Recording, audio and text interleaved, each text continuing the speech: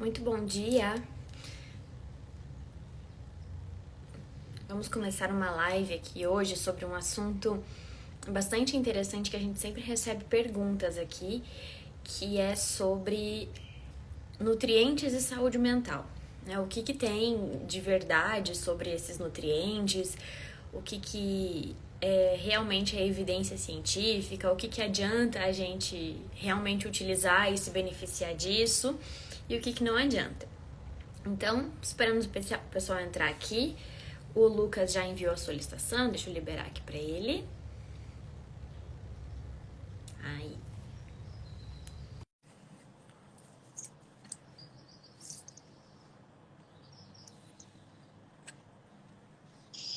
Aí. Bom dia. Bom dia, tudo bem? Tudo bem, Lucas? Você me escuta bem? Escuto. E você? Perfeito. Beleza. Então, obrigada por ter aceitado o nosso convite para fazer essa live. É um assunto que a gente já queria comentar aqui há um tempo. E como a gente sempre acaba falando aqui sobre saúde mental, principalmente depressão, ansiedade e às vezes até um pouco sobre performance, o pessoal sempre manda Uhum. perguntas pra gente. A gente já vinha acompanhando o seu Instagram há um tempo e é muito, acho muito bacana o que você fala ali sobre, né, usar os alimentos como aliados, né? Então, neurofood mesmo, bem legal. E aí eu acho que a Sim. gente tem alguns assuntos bastante bacana, interessante para falar aqui hoje para as pessoas, né? Que é sobre como usar esses nutrientes, alguns suplementos, enfim, a nosso favor, né? E realmente quebrar alguns paradigmas, alguns mitos sobre isso vai ajudar ou isso não vai ajudar. E a gente Certo. até Vamos lá. eu e o Lucas a gente trocou uma ideia antes ali e selecionamos uma listinha ali de suplementos, nutrientes e etc que é o que a gente acredita que seja mais interessante, que as pessoas tenham mais dúvidas, mas eu acho que se surgir alguma pergunta durante a nossa conversa, a gente pode, né, caminhar lá para onde essa dúvida nos levar. E aí, antes da Vamos gente lá. falar especificamente sobre os nutrientes, como é que você, né, conta um pouquinho, como é que você acabou tendo afinidade para essa área aí de falar sobre nutrientes e saúde do cérebro e performance e etc. Tá bom. Eu vou resumir aqui, porque é uma história longa. Meus seguidores que me acompanharam recentemente ouviram essa história numa outra live que eu fiz no evento. Mas a história é basicamente assim. Eu trabalhava no mercado financeiro, né? Eu sou formado como administrador. Trabalhava no mercado financeiro e vivia uma rotina, né? Vivia um dia a dia muito corrido, muito exigente, com muitas demandas cognitivas, né? E muito estresse presente, é, mas realmente demandante emocionalmente e mentalmente, né? E aí, durante esse tempo, eu sempre tive interesse em nutrição e saúde de uma forma geral, né? Tanto para esportes quanto para é, emagrecimento, todos esses de performance esportiva e tal. E eu sempre gostei dessas relações fisiológicas que existiam entre a alimentação e os resultados no corpo, né? Uhum. E eu sempre achei que fosse um vetor muito poderoso para modificação da sua performance, do seu estado. E eu percebi que isso também era verdade para a parte mental, né? E aí eu comecei a querer melhorar a minha própria situação de muito trabalho, pouco sono, muito estresse, baixa energia mental, baixa disposição, tentando fazer o que estava ao meu alcance, né? Eu meio que reparei que a gente está se alimentando, querendo ou não, 3, 4 vezes por dia. E esse momento é uma coisa que não é opcional. Você não pode não se alimentar. Você até pode, né? Mas você meio que Uhum. tem que se alimentar de uma forma recorrente. Você pode usar aquilo como uma ferramenta de mudança Uhum. muito poderosa. E daí eu comecei a estudar isso a fundo, comecei a perceber que existiam outras intervenções comportamentais também, né? Eu comecei a ver a alimentação como uma coisa muito comportamental, além de técnica, né, e bioquímica. E eu comecei a juntar tudo isso de uma forma que começou a ser muito útil para mim, e isso acabou virando o neurofood, né? Hoje o neurofood, hoje não, né? O neurofood fala mais do que só de alimentação, propriamente dita, né, comida, Mas a gente, principalmente, eu gosto muito dessa linha da alimentação por causa da potência de transformação que ela tem, né? O fato que todo mundo come, todo mundo tem que ter esse envolvimento com comida e é um envolvimento muito saudável se você cultiva ele, né? Então é Uhum. basicamente isso, assim, versão resumida da história. Ah, legal. E até esses dias, um post que você fez que me chamou muito a atenção foi sobre a fome emocional, né? Da gente diferenciar a fome fisiológica da fome emocional. E acaba que justamente hoje, né? Trazendo o seu exemplo ali, né? De uma rotina muito cansativa, tanto fisicamente, né? Quanto emocionalmente falando. Às vezes a gente se pega pensando, nossa, eu preciso comer, eu tô com fome, mas na verdade essa fome ela é mais uma forma que a gente encontrou ali, que o nosso corpo encontrou, talvez para lidar com essa pressão, com essa ansiedade do dia a dia, assim, mas Sim. eu acho que para uma outra conversa, por exemplo, mas eu achei muito interessante, acho que depois que eu vi esse seu post sobre isso, eu acho que aí eu entrei em contato com você novamente, tipo, vamos fazer essa live porque eu acho que tem muita coisa Uhum. legal para conversar. Mas eu Legal. acredito que a gente possa começar falando de uma substância, né, que já vem de muitos anos aí, que a gente sabe que, sei lá, todo mundo algum dia já ouviu falar que o consumo de gorduras poliinsaturadas, né, por exemplo, o ômega 3 é benéfico para a nossa saúde. E Uhum. tem, né, muitos estudos que falam, inclusive, do benefício dele em relação à preservação, né, do processo cognitivo, por exemplo. Vamos prevenir uma doença neurodegenerativa e coloca o consumo de gordura poliinsaturada, né, principalmente o ômega 3. E Sim. aí, como é que você vê isso? O que é que você acha dos benefícios do ômega 3? O que a Tá. gente tem interessante para falar? O que é válido sobre ele e o que não é Sim. válido? Tá, exato. Isso é uma boa questão. Eu vou abordar duas coisas que eu acho muito válidas sobre gorduras poliinsaturadas em geral, especificamente ômega 3, e uma mais recente que eu acho que pode ser um pouco um tapa na cara de algumas pessoas com relação né, o hype que se cria em volta de algumas coisas. Mas a primeira é a seguinte: o, as gorduras poliinsaturadas, tanto o ômega 3 como ômega 6 e ômega 9, eles são gorduras, são essenciais, né? A gente precisa consumir elas, a gente não produz elas em quantidade suficiente dentro do nosso corpo, tá? Então, não é que ômega 6 é ruim, né? E ômega 3 é bom e ômega 9 é bom. Ômega 9 é a monoinsaturada. Mas elas são todas essenciais. O que acontece é que existe um contexto social e industrial na qual existe uma prevalência dos óleos poliinsaturados ômega 6 na presença de alimentos industrializados, né? Como forma de melhorar a cocção, melhorar preservação, melhorar textura. Então existe uma prevalência muito alta desses óleos e em detrimento dos óleos ômega 3. Então, por isso que tem tanto essa... Porque a pesquisa científica, ela é, querendo ou não, do interesse de pesquisadores de ir atrás. Então, quando o pesquisador quer ir atrás de ômega 3, ômega 3, ômega 3, é porque alguma coisa aconteceu que isso veio ao interesse do corpo científico. Então, as pessoas que estão lá pesquisando ômega 3 é porque existe esse desequilíbrio dentro da dieta moderna e estão vendo o que está acontecendo quando falta ômega 3. Então, o que nem estava falando, o ômega 3 ele é muito importante, né, para contribuir em processos anti-inflamatórios, especialmente, né, no cérebro. Ele também contribui na formação de partes de neurônios, né? A bainha de mielina do axônio do neurônio, várias coisas que têm a ver com longevidade e preservação neural. Então, é muito interessante manter o equilíbrio entre ômega 3 e ômega 6 na dieta, e isso vai normalmente ser um aumento do consumo de ômega 3 e uma diminuição do consumo de ômega 6 se você está fazendo uma dieta comum, industrial, ocidental. Né? Eu acho que isso é uma coisa muito importante de entender, que tem a ver com o equilíbrio desses óleos poliinsaturados.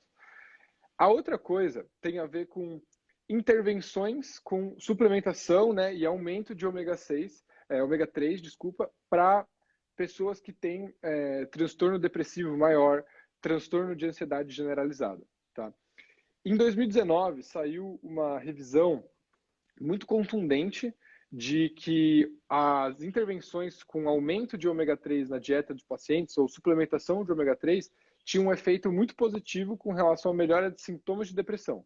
E aquilo ficou um super hype, né? As pessoas viram aquela revisão, tinham não muitos estudos, assim, mas tinha alguns estudos bons e ficou aquilo como meio que o santo grau de que aquilo era uma prática clínica com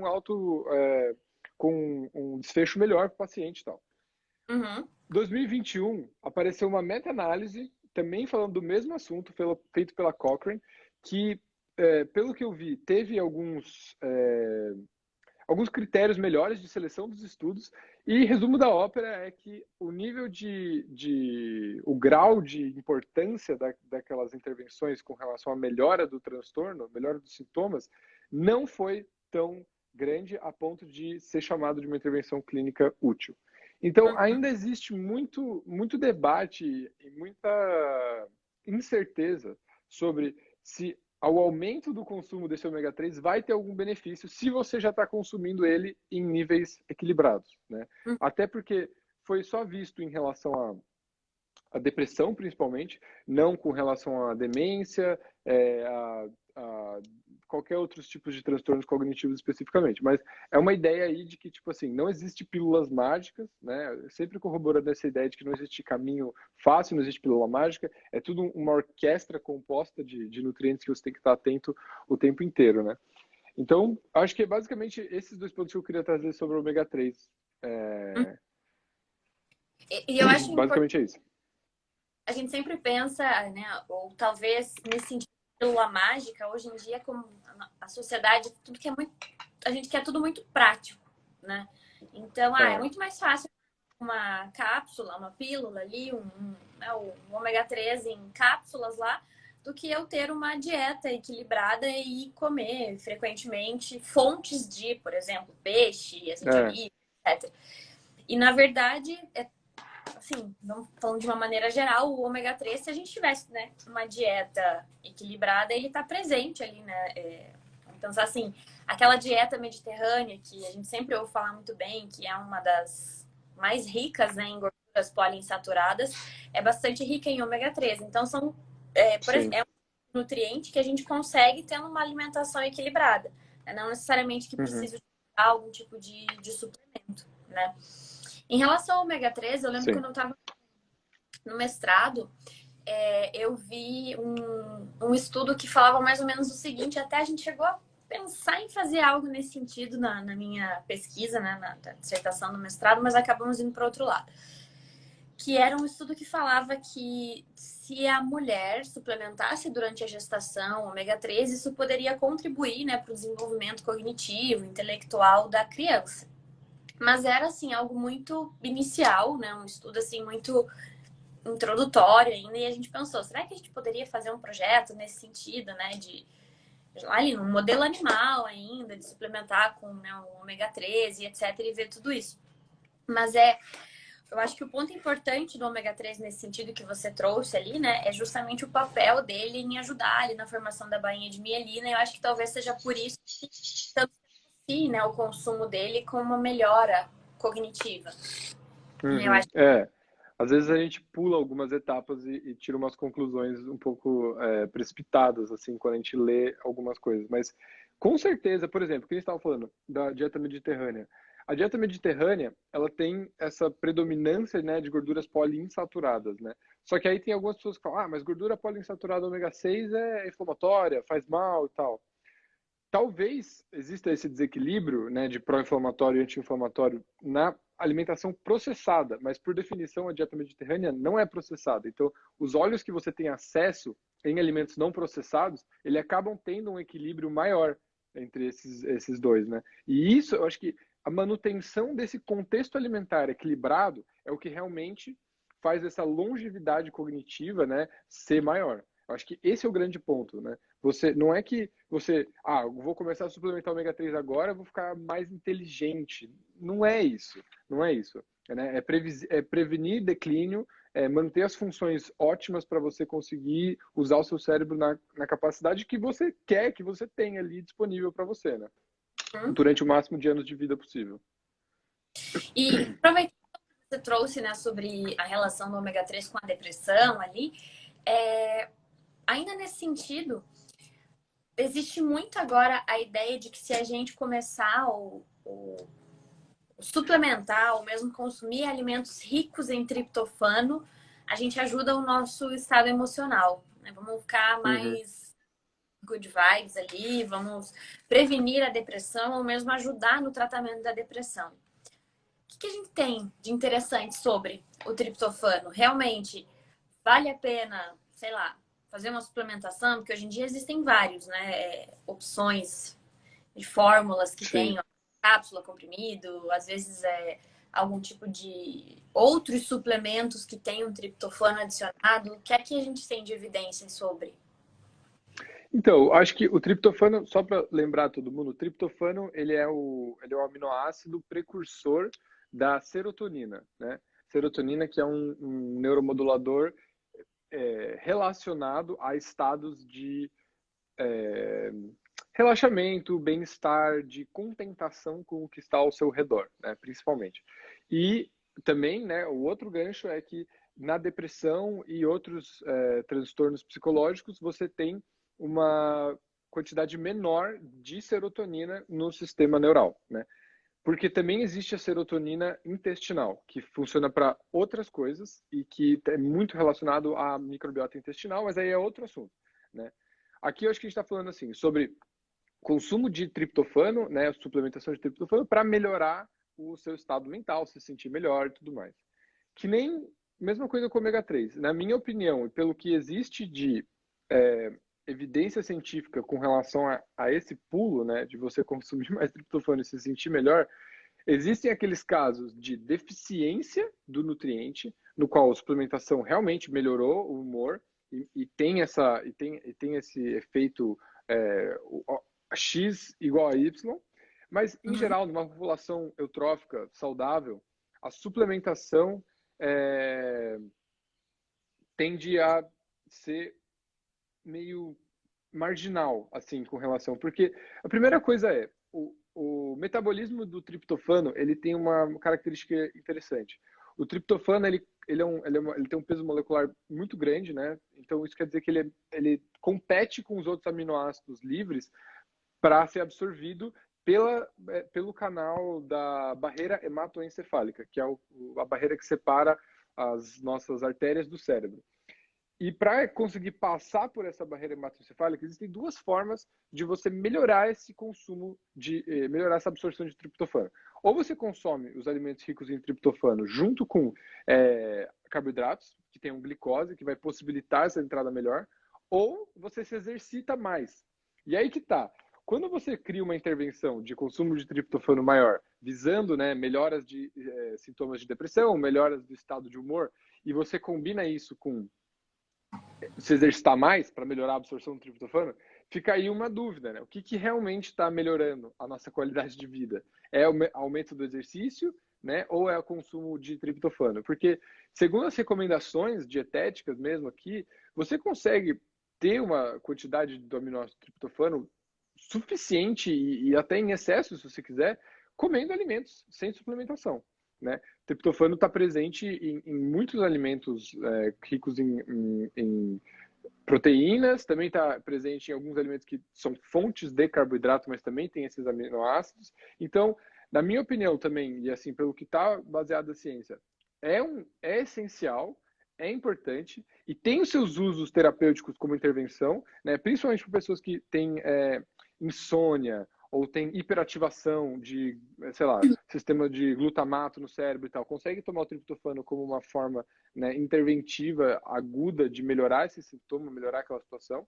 Mas para Uhum. pessoas que querem se sentir melhor, querem melhorar sintomas de depressão, é muito dubioso, tem muita dúvida se isso realmente vai ser efetivo, né? Acho que é melhor que nem focar em atividade física, uma dieta equilibrada, que isso vai ser mais vantajoso de ter o seu foco nisso. Uhum.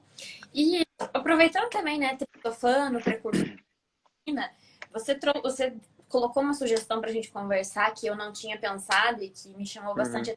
atenção, foi o outro aminoácido ali, né, a tirosina. Tirosina, sim. O que É, sobre ela? Então, a tirosina é uma coisa que eu andei pesquisando recentemente sobre isso, por isso que apareceu aí na ponta da língua para mim. Mas a Uhum. tirosina, ela é um aminoácido, diferente do triptofano, ela é um aminoácido precursor da dopamina, né? Dopamina, aí, quando eu falo isso, tipo, todo mundo já começa a prestar atenção, porque eu tenho estudado muito isso a fundo, né? É o que chamam da molécula da motivação. A molécula que, mais do que a recompensa, é da motivação, que nos faz querer ir atrás de coisas fora do nosso espaço Uhum. aqui pessoal, basicamente. Eu gosto de diferenciar serotonina e dopamina assim. Quanto mais serotonina você tem, mais tranquilo, mais contente você tá com aquilo que está imediatamente ao seu redor ou dentro de você. Você não precisa se mexer, você está em paz naquele momento. A dopamina é o que faz você querer sair do seu espaço imediatamente em volta de você e ir atrás de coisas que estão lá fora, né? Então você precisa desse movimento também. Falando em Aham. movimento, a tirosina, ela é precursora da L-dopa, que vira dopamina. Então, você precisa de tirosina para conseguir ter dopamina. Isso é também essencial. Agora, depois que você cria dopamina, você também, da dopamina, você cria noradrenalina, né? Adrenalina, basicamente essa é a sequência. Então, a tirosina, ela é precursora tanto da dopamina quanto da adrenalina. E a adrenalina e a dopamina andam juntas para criar movimento em direção às coisas que você quer. Então, de novo, com relação à suplementação e aumento do consumo de tirosina, existem algumas evidências que isso pode aumentar o seu nível de dopamina basal, né, de uma forma não sem importância, né? Talvez não seja de importância clínica, se você está com deficiência de dopamina, mas não é sem importância. Você aumenta o consumo de tirosina, tem sim relação com o aumento da dopamina circulante. E onde Uhum. você encontra a dopamina, né? Desculpa, tirosina. Tem alimentos com. Eu acho que um dos grandes exemplos que mais se falam é de queijo parmesão. Queijo parmesão é uma das maiores fontes de tirosina. Outros produtos lácteos, produtos de origem animal também tem tirosina, principalmente, tá? Existem algumas outras fontes vegetais de tirosina, mas eu acho que assim, esse tipo de coisa você encontra super fácil no Google. Eu acho que a ideia que eu sempre gosto de falar assim, por que uma pessoa vai ficar aqui me ouvindo e ouvindo você e ouvindo a gente em vez de ir no Google? É, eu acho que a diferença é essa. Eu acho que vale a pena você pesquisar o que tirosina faz e tal, mas a gente está aqui dando uma nossa opinião, a nossa visão sobre tudo isso, né? Que a minha visão existem mecanismos também comportamentais de aumento de dopamina que podem ser mais relevantes do que você ir atrás de tomar suplemento de tirosina, por exemplo, né? Mas, de novo, ter uma, uma dieta balanceada em geral é o mais importante para consumo de tirosina suficiente, tá? Então, se você sente que você está desmotivado, que você tem que fazer alguma coisa com relação a isso, inclusive, né, pesquise fontes de tirosina para incluir mais na sua alimentação e prestar mais atenção. Acho que basicamente esse daí é da tirosina. Ah, né, em suplementação, assim, falando em tudo aqui, né, desde triptofano, tirosina, ou qualquer outro que a gente vai comentar ali, a gente sempre tem que pensar que para que esse nutriente, no caso, ou esses aminoácidos cheguem em quantidade suficiente no sistema nervoso central, a gente tem várias barreiras, né? Então, ele tem a absorção, ele vai lá, suplemento pela via oral. Então, tem o estômago, tem a absorção intestinal, tem a Uhum. circulação depois enterohepática, pode ser metabolizado, né, no fígado, e aí o quanto que vai chegar no sistema nervoso central, né, é bem complicado. Até, por exemplo, por isso que a levodopa, né, que você comentou ali, que os pacientes, principalmente que têm doença de Parkinson, utilizam, eles têm que combinar com uma enzima para não ter a degradação periférica dela, para chegar à concentração suficiente no cérebro, né? Isso, Às vezes exatamente. ia nessa ideia de, eu vou começar a tomar essa cápsula aqui e vou melhorar minha performance, vou melhorar meu aspecto cognitivo e etc. Só que muitas vezes a gente tá rasgando dinheiro fora, né? Porque a quantidade ou a concentração que tem nesse suplemento, nessa pílula mágica, não é o suficiente para realmente promover uma modulação, uma Uhum. modificação.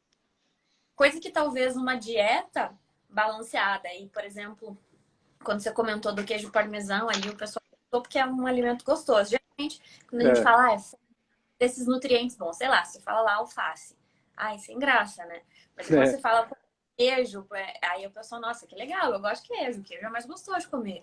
Ou mesmo quando você Quando a fala, gente falar das fontes, quando a gente falar das fontes de magnésio, ninguém vai ficar emocionado, né? Mas com tirosina aí todo mundo quer. por exemplo, vamos consumir, então, substâncias antioxidantes. Ó, resveratrol, tem no rim. Nossa, aí todo mundo É. gosta. E nem resveratrol, perfeito, né? É, eu acho que uma coisa, só eu queria apontar uma coisa muito legal que você falou com relação a, por exemplo, qual que é a diferença de você suplementar, né, um composto bioativo e você consumir ele na alimentação? Em geral, quando você tem tipo, um caso da doença de Parkinson, né, que tem uma deficiência no sistema dopaminérgico, porque querendo ou não, o sistema dopaminérgico também controla movimento, né? Então, o Parkinson estava com isso. Quando você tem essa intervenção de colocar a levodopa dentro com uma enzima, tudo isso já está tipo manipulado, bem pensado, é uma intervenção clínica, né? Quando você quer, por exemplo, suplementar resveratrol, né, que é esse antioxidante aí super potente, tem a ver com longevidade e tal. Se você consumir uma cápsula de resveratrol, você vai estar consumindo muitos mais miligramas do que você conseguiria de uma comer uva, por exemplo, ou tomar vinho. Muito mais, muito mais. Só que o que acontece, né? A gente consome isso sem o que é chamado uma matriz alimentar, né? A matriz alimentar dos alimentos, ela funciona de maneira sinérgica com os compostos bioativos para aumentar a biodisponibilidade, aumentar a absorção, aumentar a velocidade com que aquilo chega nas suas células, né? E a completude da molécula que chega na sua célula. Então, quando você consome com uma uva, tem lá o resveratrol dentro da uva, mas também tem a pectina da fibra da uva. E essa pectina vai ajudar o transporte e a absorção, vai proteger o antioxidante, primeira coisa, passando pelo trato gastrointestinal. Depois ele vai conseguir que ele seja absorvido mais fácil na corrente sanguínea e vai chegar na sua célula mais fácil. Então, tem todo esse mecanismo complexo da sinergia que os alimentos têm com os compostos deles mesmos, né? Que eu acho que é uma coisa que, quando eu aprendi, fez muito sentido para mim, né? Eu sempre meio que tinha fé que os alimentos eram melhores que os suplementos, mas é quando eu entendi esse negócio da sinergia por causa da matriz alimentar, que eu comecei a racionalizar isso e realmente conseguir explicar para as pessoas um pouco melhor também. Só respondendo ali a Natália, que perguntou outras fontes de tirosina, até carne bovina, peixe, ovo, pelo que eu olhei Uhum. rápido, e algumas leguminosas, tipo ervilha, feijão, tudo são fontes, acredito que em concentrações variadas e tal. E aí, É, aproveitando que a gente está falando da tirosina e performance, eu vi um trabalho que era sobre a combinação da tirosina com a cafeína para melhorar a performance física e mental de atletas. desculpa, E a que deu uma travada. Tirosina ou teanina? tirosina, teanina e Tá. cafeína para Ah, tá. melhorar Tá bom. a performance física e mental de atletas. Faz realmente, eu quero melhorar a minha performance física e mental. Vale a pena eu investir nisso? Tá, olha, nesse caso, talvez valha, tá? Por quê? Primeiro, cafeína é um dos suplementos, um dos compostos, digamos, vamos chamar de compostos, é um dos compostos com maior nível de evidência, nível A, assim, de evidência, melhor de todos, comprovando melhora de performance, tanto esportiva quanto mental, né? Melhora de atenção, diminuição de tempo de reatividade, aumento de tolerância à dor, diminuição de percepção de fadiga. Cafeína é realmente muito interessante, tá? Então, começa por aí. L-teanina. A L-teanina, ela é também um aminoácido, né? Muito presente no chá verde, que, né, também tem esse combo naturalmente, né, de teanina com cafeína, e ele tende a fazer duas coisas, a L-teanina. Ele é um precursor de neurotransmissores inibitórios, né? Então, tipo, principalmente no sistema GABAérgico do cérebro, que é um inibidor geral, assim. Então, ele consegue. Por que isso é interessante? Ah, mas eu não quero aumentar minha performance. Por que inibir é interessante, né? Porque você está inibindo sinapses inúteis, vamos dizer assim. Você foca. você tipo limpa um pouco do espaço que está sendo usado para você pensar em outras coisas e você sair um pouco, né? Pensar na dor, pensar no trabalho que você tem que fazer depois e tal. Isso daí, a inibição da L-teanina ajuda nisso também. Então, tipo, não é tão potente, não é um nível de evidência tão forte quanto cafeína, mas tende a ajudar também. E aí a tirosina tá aquilo que eu falei. Ela pode ajudar também sendo precursor de dopamina, e a dopamina como motivador e ajuda nas funções motoras também. Então, segundo essas lógicas, esse stackzinho aí faz sentido sim. Tipo, existe um nível de evidência para você ir atrás disso daí. Inclusive, o que esse trabalho que eu comentei com você, ele coloca aqui, consumo em baixas quantidades, né, de cafeína. Quando a gente fala de consumo de cafeína, a pessoa já começa a tomar um balde de café por dia ou É, comprar cápsulas de cafeína lá. Então, o que o estudo ele coloca aqui é, por exemplo, 3 miligramas por quilo. Então, isso é muito pouco. Quer dizer, mais ou menos, né? 3 miligramas por é, quilo. Mas depende do tamanho da pessoa. por exemplo, até baixas doses de cafeína, ali até 1 miligrama por quilo, já tem evidência que mostra, né? Que melhorou o Sim. alerta, melhorou, que mais? Esse tempo de reação aí que você falou, né? Que talvez para Uhum. atleta é bastante interessante. E nesse sentido já que a gente entrou aqui, tá na cafeína, que estava na nossa lista de evidências ali, que talvez acredito que de tudo que a gente está comentando aqui é aquela que tem, né, realmente o melhor tipo de trabalho, cafeína já para N coisas, N, inclusive para alguns tipos de doenças, né, etc.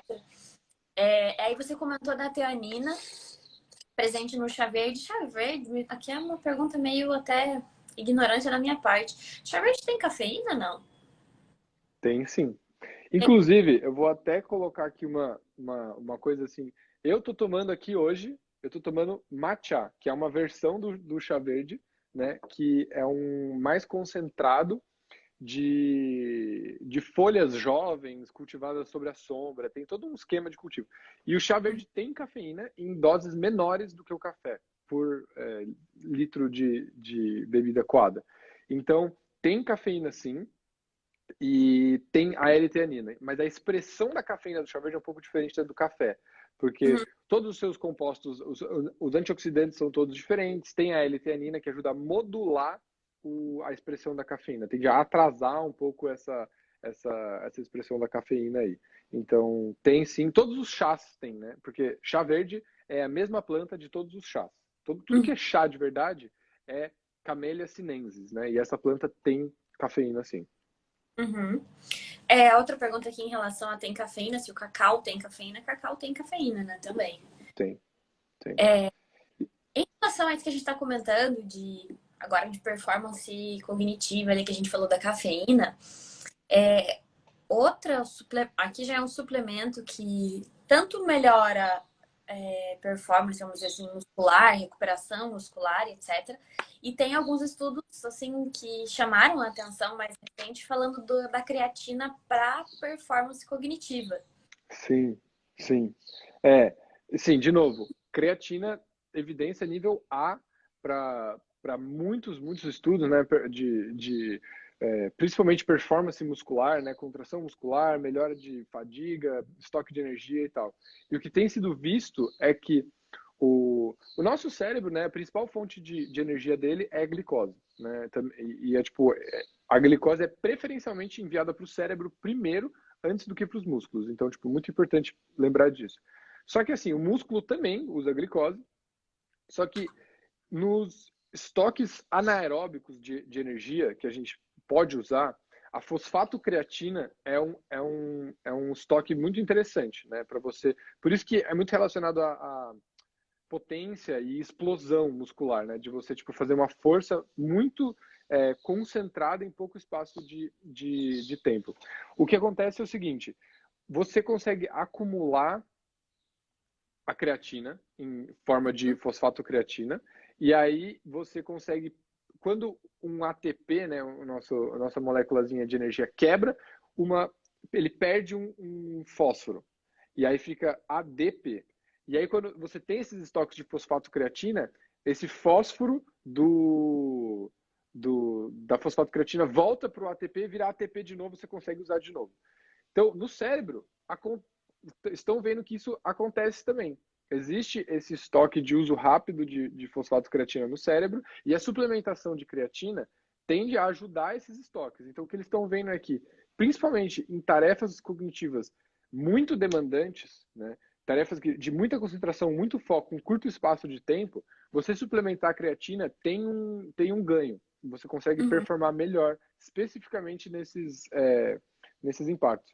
E creatina é aquele tipo de coisa que, como, na minha opinião, todo mundo deveria ser ativo, deveria se movimentar, é uma coisa que você ganha dos dois lados. É uma suplementação extremamente segura, extremamente embasada e que vale a pena suplementar. É barata também, então eu acho Uhum. e tem poucas fontes de alimentos nelas, né? Tem um pouco em frutos do mar e carne vermelha, mas normalmente não são níveis ótimos para gente. Então, isso é uma das poucas coisas que eu suplemento, por exemplo, que é creatina. Creatina. Até tem, né? Recentemente a gente escuta muito mais, né? Os nutricionistas comentando de suplementar a creatina. Então, para quem você pergunta, né, sobre suplementação, o pessoal indica, assim. E faz sentido aquela dosagem que vem padrão, por exemplo, 3.000 miligramas ao dia, ou menos que isso, ou tem que ser mais que isso? Então, isso daí, para os efeitos do cérebro, está começando ainda o estudo, né? Tipo, não, as pessoas não sabem. Estão usando ainda aquela de 3 a 5 gramas por dia como base, mas ainda ninguém sabe qual que é a dosagem ótima, né? Eu acho que você perguntar pro seu nutricionista vai ser a melhor questão para você, assim. Uhum. Até, focando aqui nesse assunto, não tem o nome dela ali, ó. Eu sou terapeuta Gi. Deve ser Gi É a alguma coisa. Gisele, o nome dela. Ela comentou que com o café ela fica alerta mentalmente, mas que com o chá verde ela se sente estimulada fisicamente, se isso faz sentido. Olha, eu nunca contesto o que as pessoas falam dos efeitos pessoais, tá? Assim, eu acho que a autoobservação e a experiência que você tem, de fato, observando alguma coisa, seja por placebo, que não seja tal, eu respeito muito o que aquela pessoa está sentindo. Se aquilo está acontecendo e foi visto de forma recorrentemente, ótimo. Talvez faça sentido para ela. Talvez a L-teanina e os compostos que estão acontecendo ali estejam acalmando a mente dela, então ela percebe uma diferença entre como o café funciona e como o chá funciona para a mente, mas ela sente aquele melhora do fluxo sanguíneo, ela sente tipo a estimulação nervosa dos músculos com o chá verde. Então faz sentido sim, não acho que esteja confundindo alguma coisa assim. Até porque é muito, sei lá, redundante talvez, ou simplista a gente tentar pegar e assim, o estudo analisou, sei lá, 1.000 pessoas. E nessas 1.000 pessoas a gente observou tais resultados. Só que, poxa, a gente tem uma população mundial aí de 7 bilhões de pessoas, então é impossível que não seja igual. Então eu acho que o que a gente tem de evidências é que sim, realmente, né? Tem esses dados, ó, funciona, melhora, pode trazer benefícios ou não, melhor nem não dar ouvido para isso. Só que a gente tem essa variabilidade interpessoal muito grande, né? E, por exemplo, para ela consumir ali a cafeína e o chá verde pode ser bom. Agora, eu, por exemplo, conheço pessoas que não conseguem, né? Não toleram consumir o Ah, café sim. ansiosas, É, taquicardia e etc. Então, eu acho que bem o que você eu acho pontuou que é muito válido. essa questão da bioindividualidade é uma das coisas que todo mundo deveria prestar atenção. Todo mundo deveria ser um cientista de si mesmo, deveria olhar para si mesmo com olhos analíticos quando está tentando fazer alguma intervenção, alguma mudança. Tem que realmente olhar ao longo do tempo, ter paciência e tal. Só que com o café e com a cafeína especificamente, existe um fator literalmente genético de processamento de cafeína. Tá? Tem um gene que chama CYP1A2, que ele é um gene que modula a expressão dessa enzima de mesmo nome, que é a enzima que metaboliza a cafeína. Se você tem uma alta expressão desse gene e, portanto, muita dessa enzima sendo produzida, você metaboliza café muito rápido e muito fácil. né? Se você não tem muita expressão dessa enzima, você tende a ser muito mais sensível à cafeína. E as pessoas que falam, eu tomo 5 cafezinhos e consigo dormir. É verdade. Tipo, a pessoa não está mentindo para você para se aparecer. Às vezes é verdade, porque a pessoa tem a expressão desse gene muito grande e consegue metabolizar cafeína muito fácil, né?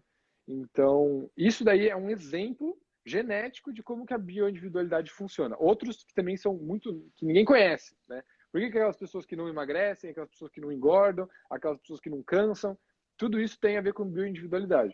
Essa é só uma das que é explicada pela ciência genética. Uhum. E assim, outro assunto que vem ganhando mais destaque recentemente e que muita gente tem, né, investido nisso é na suplementação com magnésio.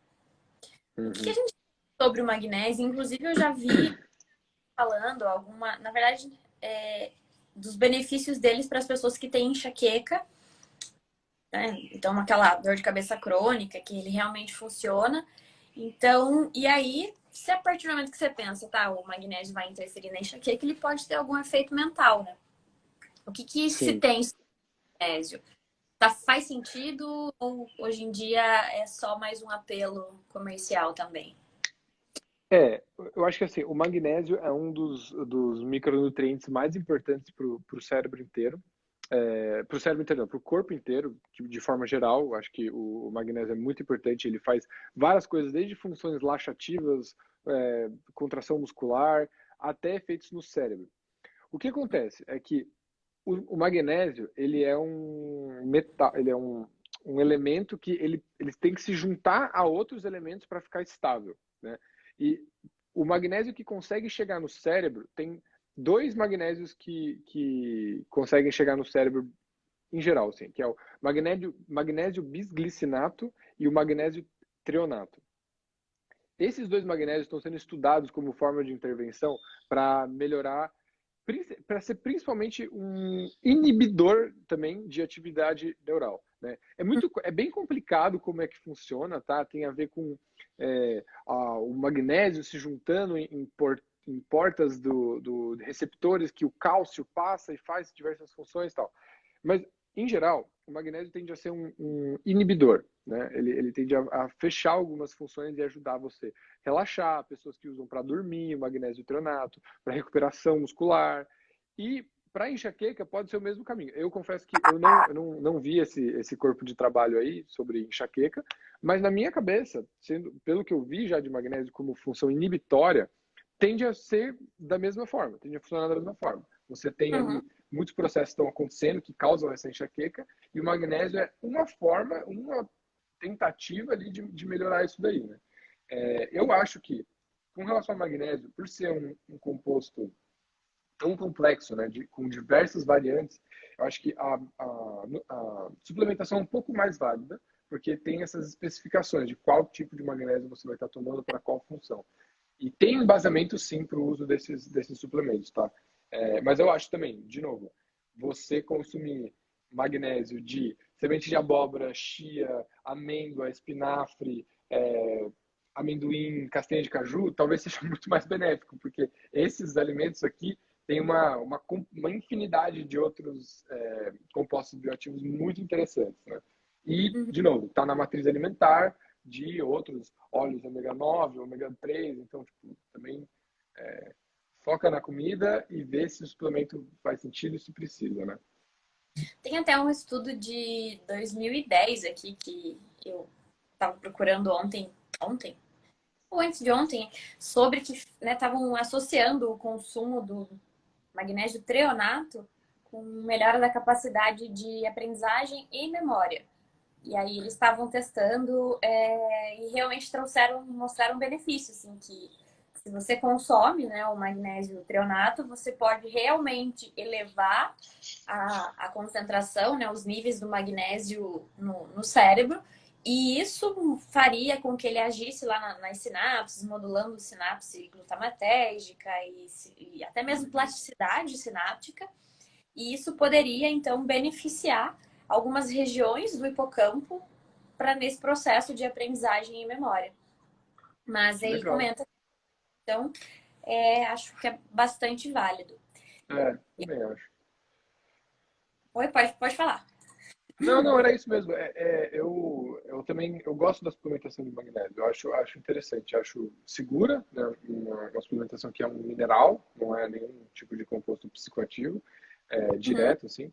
E acho interessante, acho que tem muitas aplicações, acho bem legal. Que nem, por exemplo, está aprendizado, relaxamento, enxaqueca, eu acho que tem muita coisa aí a se investigar.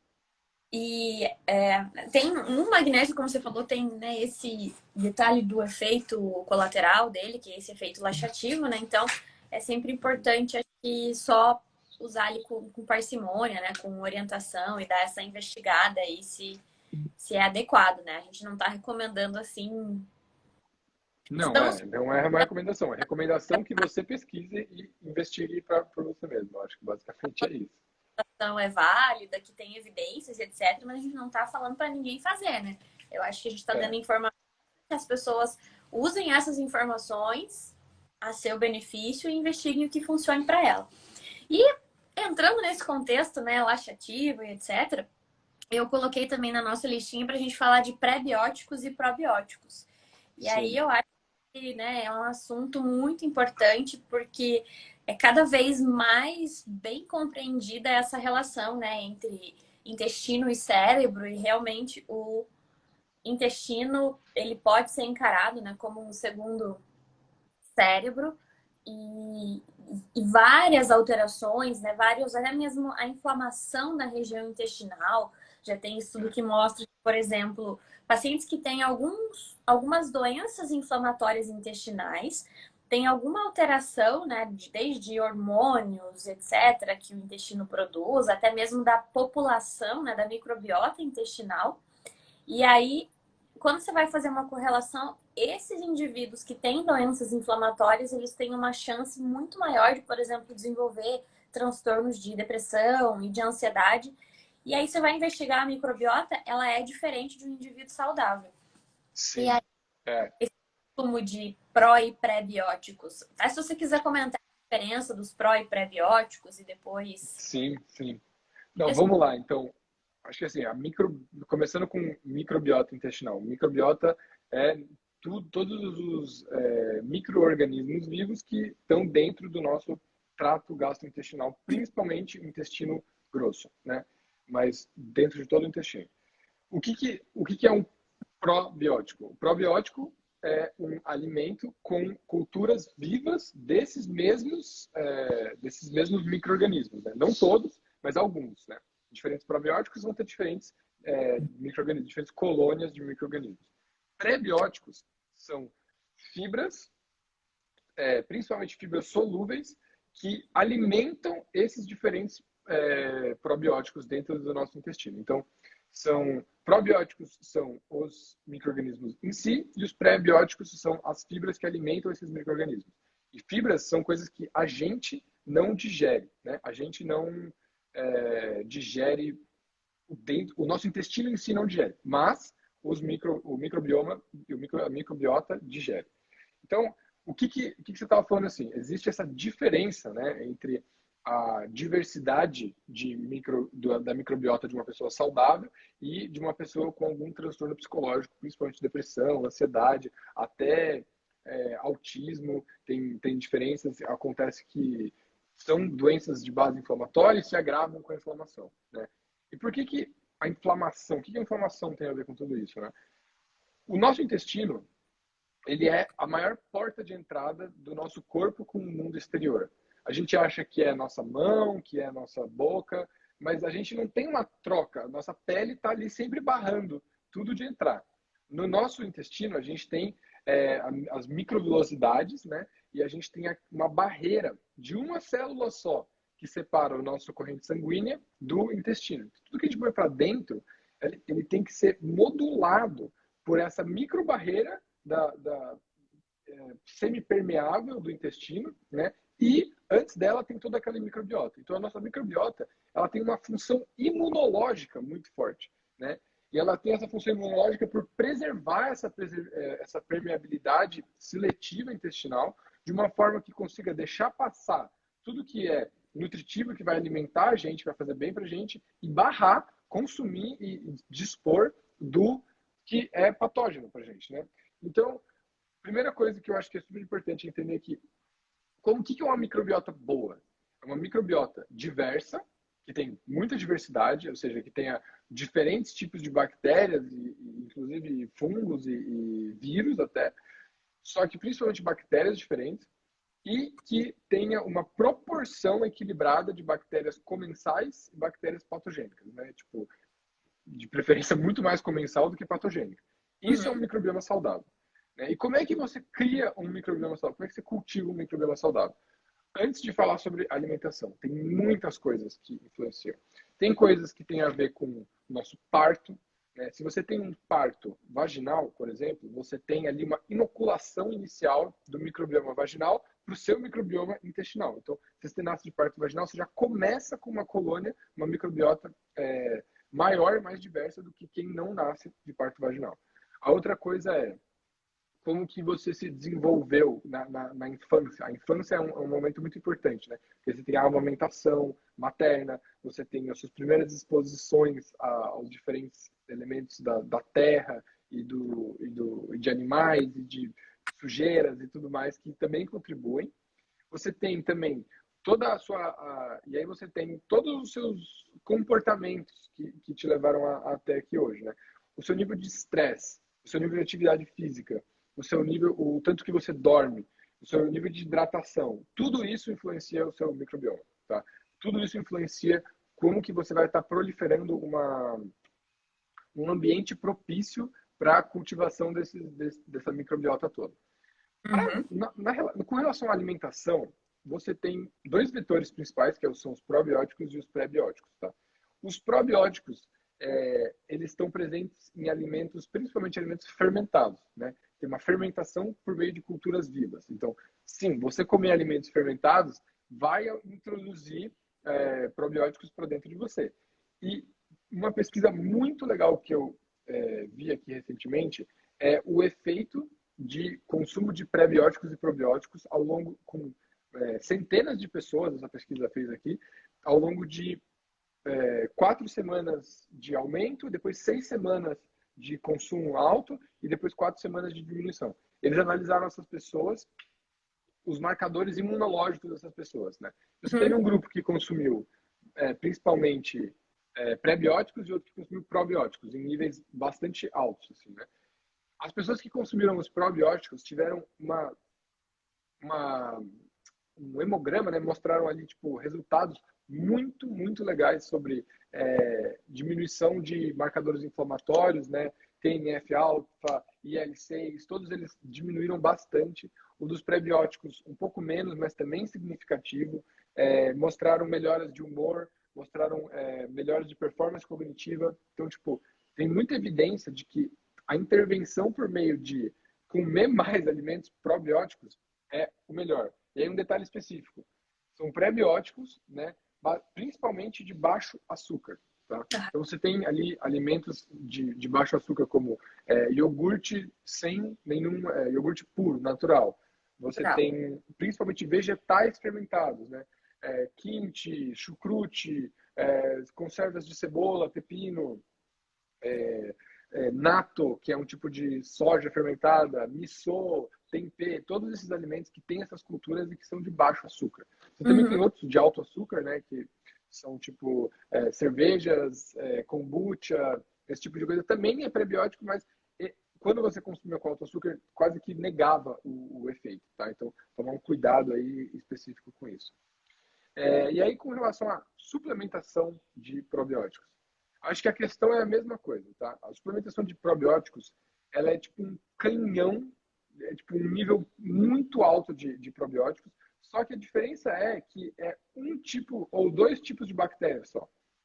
E, às vezes, que eu estava falando, são milhares de espécies de bactérias que você precisa, né? As comensais, principalmente. Então, às vezes, você toma um suplemento probiótico e aquilo não vai funcionar para você, porque não é o tipo de bactéria que você está precisando, e muitas não chegam nem vivas no seu intestino, porque elas não têm matriz alimentar para se suportar, passando pelo, principalmente o ácido clorídrico do estômago, elas morrem todas lá. Então, tem que tomar muito cuidado. Suplementação de probióticos, eu acho que só se recomendado por um médico, um nutricionista, que vai conseguir analisar sua matéria fecal, vai conseguir te dar uma análise clínica mais específica para isso, tá? Mas consumir, assim, consumir mais probióticos na dieta é imprescindível. Assim, eu acho que é um ganho assimétrico muito grande, né? Além de ser gostoso, saudável, baixo açúcar, com um monte de probiótico, você vai estar ganhando muitas coisas por melhorar a sua saúde intestinal, né? Acho que esses ganhos assimétricos aí, eu Fazendo, acho que é isso que a gente tem que mirar. pensando numa analogia aqui rápida, assim, vale muito mais a gente investir em manter a nossa microbiota saudável, então consumir ali, né, prebióticos e alimentos que vão fornecer subsídios para essas bactérias ficarem tranquilas ali, do que começar por exemplo, a ingerir muitos probióticos e colocar infinidades de bactérias ou o mesmo tipo de bactéria lá para tentar melhorar, né? Eu acho que o nosso corpo sabe o que faz, então vamos só fornecer os Sim. subsídios que precisa para manter isso equilibrado. E alguns dados interessantes sobre isso, por exemplo, a nossa microbiota, ela consegue se reconstituir e ela se refaz em questão de dias. Em questão de, Uhum. tipo, 5, 6 dias, a nossa flora intestinal inteira, né? A nossa microbiota inteira consegue mudar. Você consegue realmente fazer intervenções muito... É uma questão de manter mesmo. É que nem, exatamente, é questão de manter. Tanto que quando a gente... Nas nossas fezes, tem muito daquele peso fecal é microbiota. Você está expelindo e repondo. Você tendo sempre que Uhum. circular aquele microbioma lá. É verdade. Até porque a gente não consome, né? Vamos pensar assim, em alimentos estéreis. Sempre tem ali, É, enfim. Ah, sei lá, o fato de a gente estar aqui, coloca a mão na boca, enfim, isso, né? O toda tempo hora. Toda tá. hora. E aí, o último que eu coloquei na nossa lista, e que eu acho que é que eu até deixei por último, porque eu queria depois fazer um comentário mais polêmico, seria sobre vitaminas do complexo B, principalmente vitamina B12 e o Uhum. folato. Também tem bastante, né, estudos que falam da importância de níveis elevados de vitamina do complexo B, principalmente a B12, para saúde cognitiva, né, para o funcionamento cognitivo, para saúde mental. E tem também alguns estudos agora falando, né, dessa suplementação com, não é bem uma suplementação, mas usar o folato, né, ou o metilfolato como adjuvante na terapia para depressão, né, com antidepressivo. Você já ouviu alguma coisa sobre? Tem algum Então, comentário? quando Fazer? você colocou a do folato, eu fui pesquisar e eu me deparei com algumas dessas pesquisas, mas eu não consegui ler a fundo, né? Porque a gente pegou isso, mas eu não consegui ver a fundo. Então, até fiquei interessado em ver o que você ia trazer com relação Uhum, a isso. Mas com relação a B12, né? Cobalamina, é a mesma história do ômega 3, na minha opinião. Se você está consumindo o suficiente, né? E o suficiente às vezes varia de pessoa para pessoa, dependendo da sua dieta e tal. Se você está consumindo o suficiente, você está se mantendo saudável, você está mantendo os processos cognitivos lá. Se você teve uma deficiência de B12, é diferente. Se você tem uma deficiência de B12, a hora que você começa a tomar e você começa a suplementar, muda tudo. Tipo, uhum. realmente, pessoas que têm deficiência de vitamina B12 sofrem com baixa energia, lapso de memória, outros sintomas, como é que fala? Tem fraqueza de unha, um monte de coisa. Mas, assim, é uma coisa de equilíbrio também, né? Se você tá consumindo o suficiente na dieta, você consumir mais, né? Você hiperdosar aquela vitamina, não vai fazer sentido. Até porque a vitamina B12 é uma vitamina hidrossolúvel.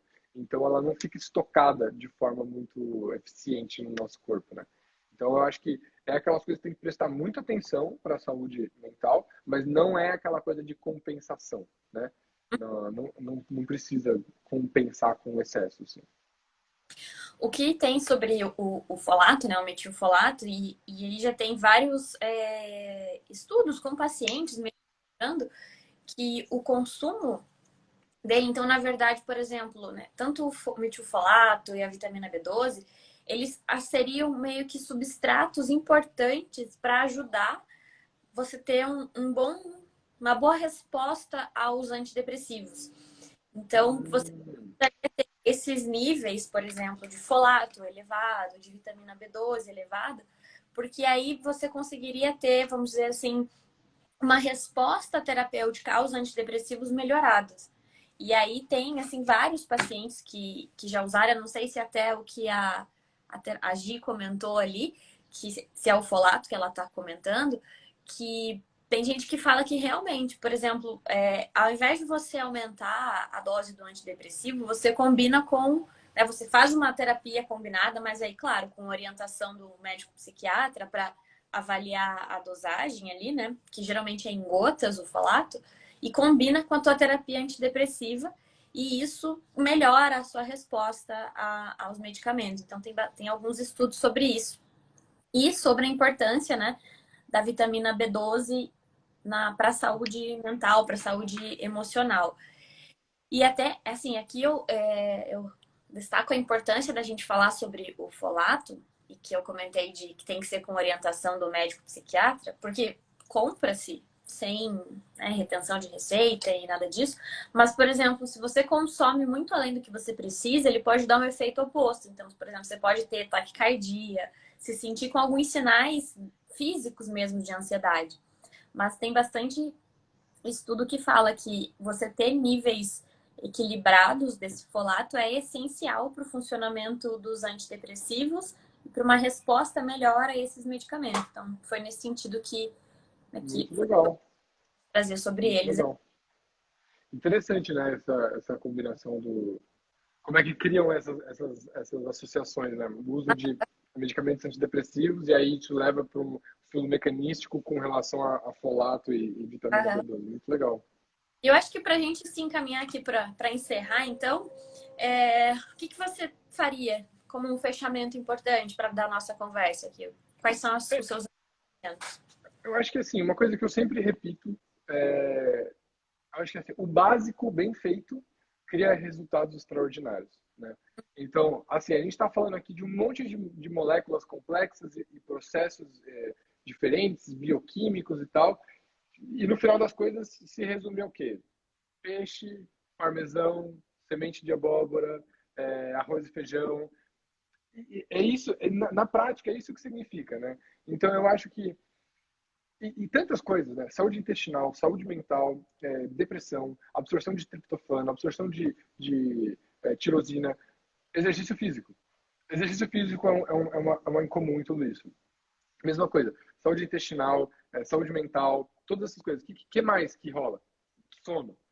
E alimentação equilibrada, né? Você ter essa alimentação equilibrada que vai ter acesso a todos esses nutrientes em níveis naturais, biodisponibilidade natural, sinérgica com a matriz alimentar, isso é o básico bem feito, né? E ênfase no bem feito, né? Eu acho que existe um nível de instrução que você tem que ter para conseguir saber o que é o bem feito e o que não é.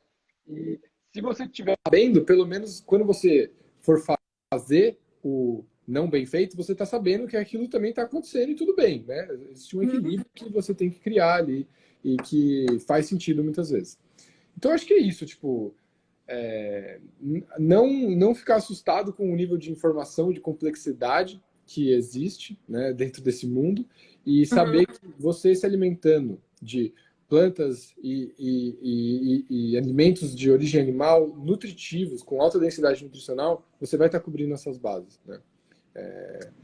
E se você tiver alguma queixa muito específica, ter muita cautela com as intervenções que você faz porque é muito fácil para a gente falar aqui, né? Sei lá, não tome tirosina, não rasgue seu dinheiro comprando tirosina que não vai resolver teu problema. Mas para uma pessoa que está sofrendo ali de falta de motivação, está se sentindo insatisfeita com a vida e tal, e vê alguma coisa tipo assim, tirosina vira dopamina. A pessoa está ali numa urgência muito grande naquilo, né? Então, ter compaixão com isso e saber explicar e saber entender e ir a fundo, entender que tudo é um processo, que se você consumir a B12 desenfreadamente sem precisar, tudo bem também. Acho que é um processo de aprendizagem que você sentiu na pele. Então, acho que é basicamente isso, assim, né? O básico bem feito cria resultados extraordinários. Eu acho que é importante a gente também, né, fazer essa filtrada das informações que a gente tem para realmente, se tem uma galera aí na internet, por exemplo, que você faz, ou isso vou puxar a sardinha para o nosso lado também, o que a gente faz, que é tentar trazer essas informações complicadas, com esses nomes difíceis né, difíceis, e como que isso acontece no funcionamento do cérebro, simplificando, aí você aproveita isso, faz o básico bem feito, usa essas informações de uma maneira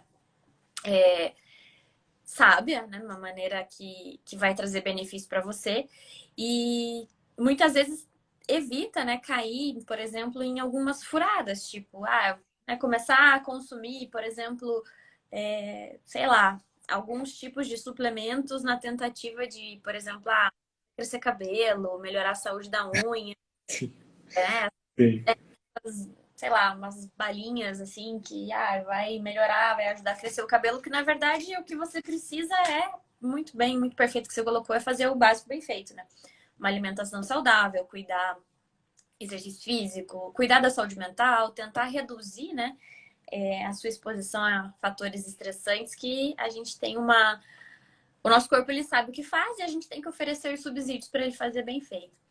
Então, Exato. muito obrigada, Lucas, por ter aceitado fazer essa live. É um assunto muito importante, acho muito legal. O pessoal sempre se interessa por isso. E nós aqui do Rigor Científico estamos sempre abertas a conversar e a trocar ideias, sempre que for importante. E obrigada para todo mundo que acompanhou. Obrigado pelo convite e obrigado por todo mundo também. Espero que a gente possa continuar colaborando. Acho que a gente tem muita coisa para falar junto. E obrigado por todo mundo que comentou, todo mundo que apareceu, seja no começo, seja no fim. E é isso. Valeu, obrigada. Uma boa quarta para todo mundo. Tchau, tchau. Boa. Tchau.